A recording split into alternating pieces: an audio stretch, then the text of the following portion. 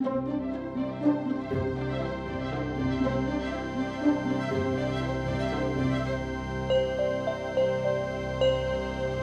Catholic Christians, we know well that sin is a serious matter. In fact, it's a matter of life and death, spiritual life or spiritual death. Conversely, nothing is more important than growing in virtue. But how often does our contemporary world tempt us to not take sin very seriously? It does this in many ways.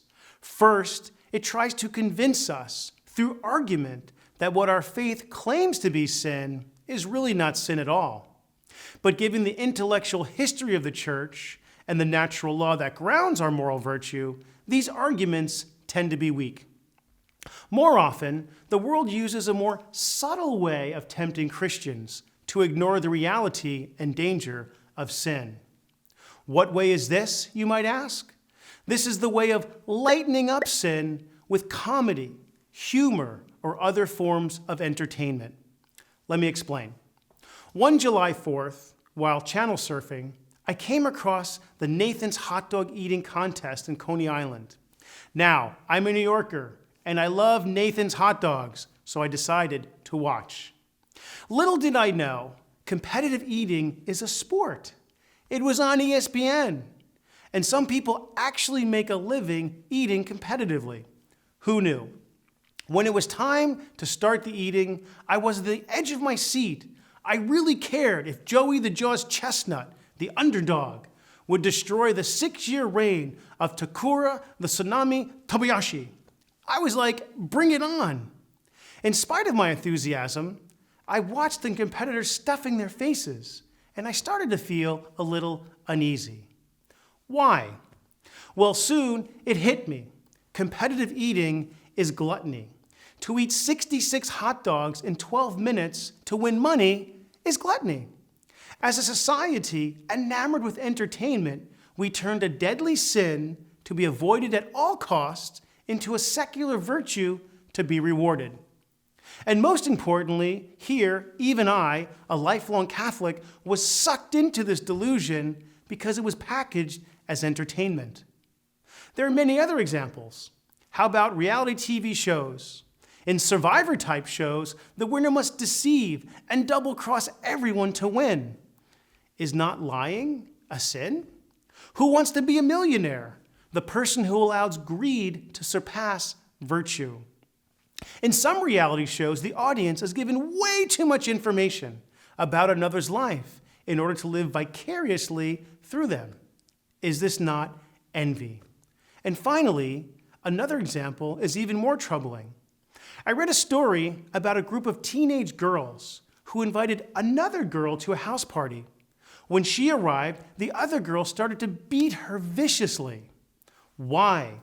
The other girls wanted to videotape the beating and put it on YouTube. What did the innocent victim do to deserve a beating? Nothing. The other girls just wanted the entertainment. How sad. We've turned wrath into a spectator sport. What are we to make of all this? I would like to offer this reflection. One of the features of the deadly sin of pride is the mocking of God and sacred things. Is this glorification of vice and belittling of virtue through humor and entertainment not the height of pride? Is the display of sin through the means of comedy not the height of indifference and depravity? Now, don't get me wrong. I love a good joke. I firmly believe God has a sense of humor. After all, He made me. However, it's one thing to appreciate humor, yet another thing altogether to belittle the holy things God has created.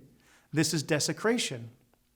Even more, oftentimes God Himself or the Catholic faith has been mocked as the subject of humor. This is sacrilege. In our society today, God and religion can be viciously mocked, and people just look the other way. One might object, lighten up, it's just a joke. Really?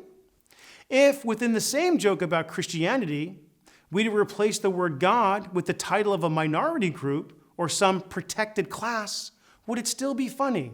Would we still laugh? Or would we then see the darker reality that we've hidden in our humor. In conclusion, we can never take sin lightly or pretend that it is a laughing matter, as we Catholics must be wiser than this.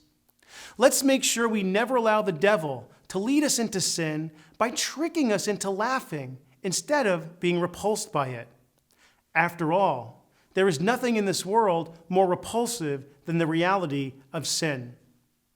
Brothers and sisters, keep studying. This is Father Jerome Cudden for the Western Dominican Province.